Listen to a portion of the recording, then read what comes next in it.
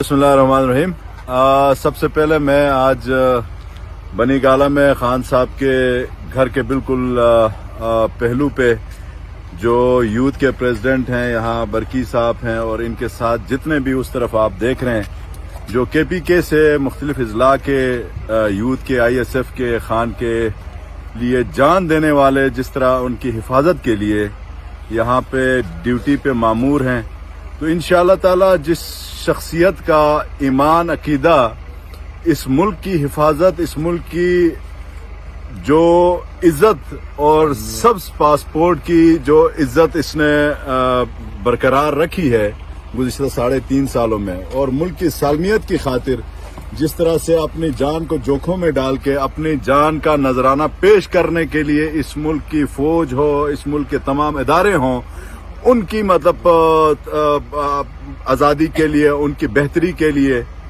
جو قربانی دی ہے، میں سمجھتا ہوں انشاءاللہ تعالی وہ دن دور نہیں، کچھ ہی ہفتے مہینے ہیں کہ انشاءاللہ عمران خان صاحب پھر وزیر اعظم پاکستان بنیں گے، اور یہ مہنگائی کا انشاءاللہ توڑ عمران خان صاحب ہی ہیں، کیونکہ انٹرنیشنل کمیونٹی صرف اس کے اوپر یقین رکھتی ہے ان کی لیڈرشپ کے اوپر، باقی تو سب کو پتا ہے وہ اپنے خزانوں کو بھرنے کے لیے، اپنی جائیدادوں کو کے اضافے کے لیے ملک میں آتے ہیں، کرپشن کرتے ہیں۔ عمران تیرا جانی سے، عمران تیرا جانی سے،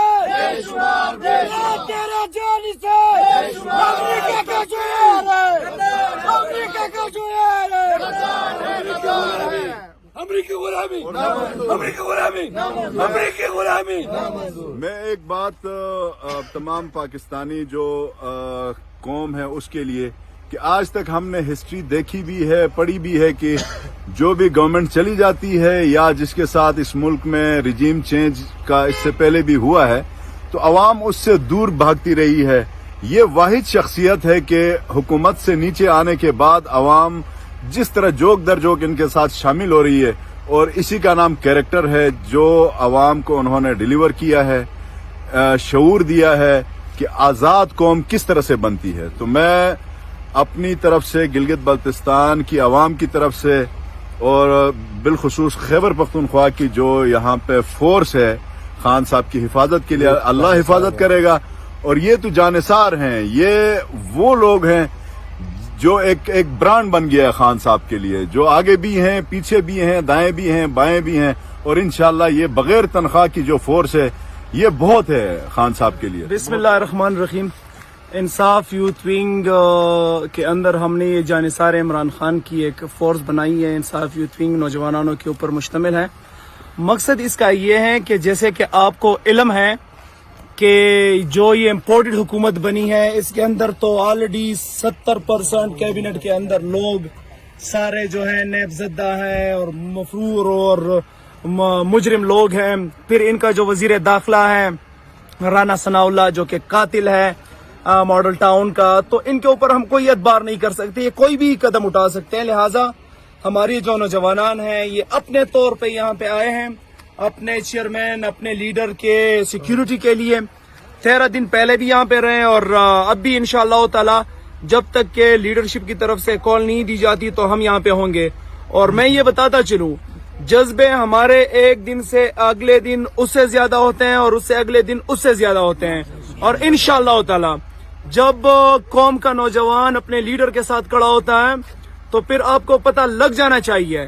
کہ انشاءاللہ تعالی ذلت آپ کا مقدر ہے رانا ثناء اللہ، انشاءاللہ تعالی یہ پاکستان آپ کے لیے آزاد ہوگا انشاءاللہ تعالی۔ کون بچائے گا پاکستان؟ تو میں یہ کہتا ہوں قوم اپنے لیڈر کے ساتھ کھڑی ہے،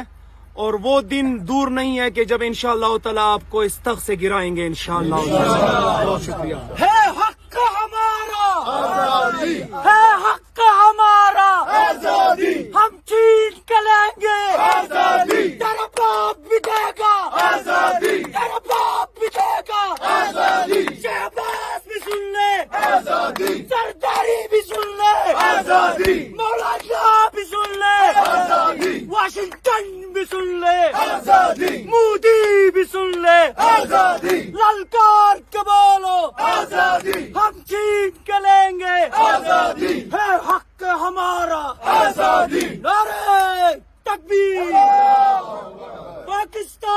जिंदाबाद